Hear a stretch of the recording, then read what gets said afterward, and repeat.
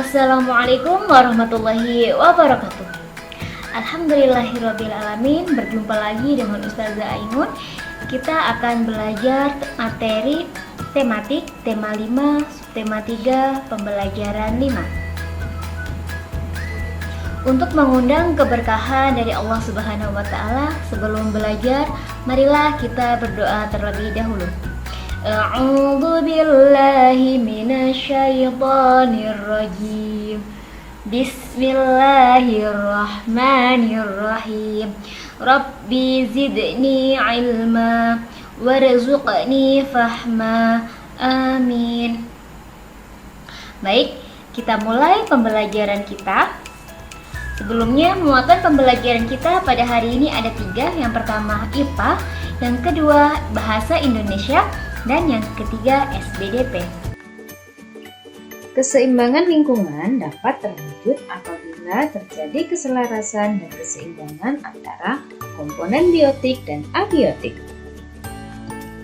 Keseimbangan ekosistem dapat terganggu karena 2 faktor. Yang pertama, faktor alami, dan yang kedua, faktor manusia. Faktor alami yang menyebabkan perubahan keseimbangan lingkungan adalah peristiwa alam. Peristiwa alam yang menimbulkan bencana disebut dengan bencana alam. Bencana alam meliputi letusan gunung berapi, banjir, tanah longsor, kebakaran hutan, badai, dan tsunami. Bencana alam tersebut dapat mengakibatkan terputusnya rantai makanan. Faktor manusia. Beberapa kegiatan manusia biasanya dilakukan untuk memenuhi kebutuhan hidupnya. Nah, kegiatan ini bisa mempengaruhi keseimbangan ekosistem secara langsung. Kegiatan tersebut antara lain yaitu penebangan pohon. Penebangan pohon ini bisa merusak ekosistem hutan dan menghilangkan fungsi tumbuhan sebagai penahan air dan penghasil oksigen. Kemudian yang kedua, pembakaran hutan. Kegiatan pembakaran hutan ini berakibat terbunuhnya berbagai jenis organisme hutan yang berperan untuk mempertahankan ekosistem. Kemudian, perburuan hewan dan penangkapan satwa langka dan dilindungi. Kegiatan ini berakibat terganggunya rantai makanan dan jaring-jaring makanan, serta punahnya beberapa jenis satwa. Berikutnya yaitu pemakaian pupuk buatan secara berlebihan. Kegiatan ini dapat merusak tanah, tempat sumber makanan, dan tempat tinggal berbagai jenis organisme. Selain itu, akan membunuh hewan-hewan selain hama yang mempengaruhi keseimbangan ekosistem. Kemudian ada pembuangan sampah dan limbah sembarangan. Kegiatan ini mengakibatkan pencemaran lingkungan yang berakibat fatal untuk komponen-komponen ekosistem yang ada di dalamnya. Nah, berbagai jenis kegiatan manusia lainnya diantaranya yaitu bisa mengakibatkan pencemaran air, tanah, dan udara yang dapat menyebabkan terganggunya keseimbangan ekosistem. Kira-kira ada yang tahu mengapa manusia mempunyai andil besar terhadap keseimbangan ekosistem? Karena setiap kegiatan yang dilakukan oleh manusia berpengaruh pada keseimbangan ekosistem. Kegiatan-kegiatan tersebut sudah kita bahas sebelumnya. Selanjutnya, muatan pembelajaran bahasa Indonesia. Menyimpulkan informasi dari teks non-fiksi. Untuk menyimpulkan informasi dari teks non-fiksi, kita dapat mengacu pada hasil identifikasi teks non-fiksi berupa ide-ide pokok teks. Dalam menyampaikan ide-ide pokok ini, kita dapat ambil dari tabel atau peta pikiran ke dalam beberapa kalimat dengan menggunakan bahasa sendiri. Selain itu, kita juga perlu memperhatikan beberapa pemilihan kata dan ejaan yang digunakan saat membuat kesimpulan teks.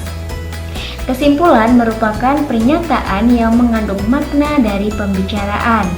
Kesimpulan diperoleh dari untaian fakta-fakta yang terjadi. Jadi, kesimpulan dapat berupa kalimat yang bersifat pendapat yang berdasarkan fakta-fakta yang ada. Untuk lebih memahami tentang menyimpulkan informasi dari teks non-fiksi, silahkan Ananda membaca buku tematik tema 5 pada halaman 178 sampai dengan halaman 179. Selanjutnya, langkah-langkah membuat peta pikiran. Yang pertama, tuliskan ide pokok dari setiap paragraf. Jika terdapat kosakata yang tidak kamu pahami, maka garis bawahi lalu carilah arti kata tersebut dalam Kamus Besar Bahasa Indonesia. 2. Temukan kata kunci pada setiap paragraf untuk membuat cabang pada peta pikiran. Kamu dapat juga membuat daftar pertanyaan untuk membantu memudahkan informasi dalam teks. 3. Rangkailah ide pokok atau kata kunci tersebut menjadi sebuah bagan. 4. Catatlah informasi-informasi penting dari teks tersebut untuk melengkapi keterangan pada bagan peta pikiran. Nah, untuk contoh bagan peta pikiran atau langkah-langkah membuat peta pikiran, silahkan Ananda untuk melihat dan mempelajari pada buku tematik halaman 181. Selanjutnya, mata pelajaran SBDP, bahan dan teknik membuat topeng.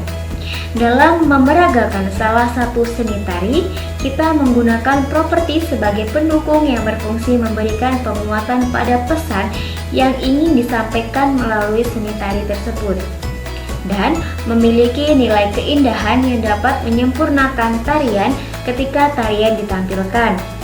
Banyak properti yang digunakan dapat mendukung tampilan sebuah tarian. Di antaranya seperti kipas, selendang atau sampur, dan juga topeng. Pada kesempatan kali ini, kita mencoba mengenal bahan dan teknik membuat topeng. Topeng dapat dibuat dari berbagai bahan seni seperti kayu, gips, tanah liat, maupun kertas. Di antara bahan-bahan tersebut, kertas merupakan bahan yang paling mudah dibuat menjadi topeng. Selain itu, kertas sangat mudah kita dapatkan. Teknik atau cara pembuatan topeng bermacam-macam. Topeng dari bahan kayu dibuat dengan cara dipahat. Topeng dari bahan serbuk gips dibuat dengan cara dicetak. Sementara itu, topeng dari bahan tanah liat dibuat dengan cara dibentuk. Topeng dari bahan kertas dibuat dengan cara dicetak atau cukup membuat dengan cara menggunting dan menempel. Macam-macam contoh topeng. Yang pertama ada topeng kayu yang terbuat dari kayu yang cara pembuatannya dengan cara dipahat. Yang kedua ada topeng serbuk gips. Jadi serbuk gips dicampur dengan air lalu dibentuk sedemikian rupa menjadi topeng dan akan dihias dengan cat. Selanjutnya ada topeng kertas. Topeng yang terbuat dari kertas yang digambar lalu digunting. Selanjutnya ada topeng tanah liat. Yang bagian kiri adalah proses pembuatan topeng dari tanah liat yang telah dicetak dan belum jadi. Yang sebelah kanannya adalah topeng dari tanah liat yang sudah kering dan sudah dibakar. Selanjutnya ada topeng yang terbuat dari kardus. Nah, yang terakhir ada topeng yang terbuat dari kain karton. Demikian pembelajaran hari ini. Semoga apa yang Ustazah sampaikan bisa bermanfaat dan menambah wawasan kita semua. Amin. Sebelum Ustazah menutup pembelajaran pada hari ini, ada urawi dari surah Al-Baqarah ayat 11 sampai 12. yang artinya berbunyi, dan bila dikatakan kepada mereka, janganlah kalian membuat kerusakan di muka bumi. Mereka menjawab, sesungguhnya kami orang-orang yang mengadakan perbaikan. Ingatlah, sesungguhnya mereka itulah orang-orang yang membuat kerusakan, tetapi mereka tidak menyadarinya. Semoga kita semua terhindar dari sifat-sifat tercela dan Allah memudahkan kita untuk senantiasa kita berbuat dalam kebaikan. Amin. Penugasan pada pembelajaran ini yaitu silakan Ananda mengerjakan tugas muatan SBDP halaman 193 bagian A pilihan ganda 5 soal dan esai 2 soal. Semoga dimudahkan segala urusannya. Ada kurang lebihnya Ustazah mohon maaf. Ustazah akhiri. Wassalamualaikum warahmatullahi wabarakatuh.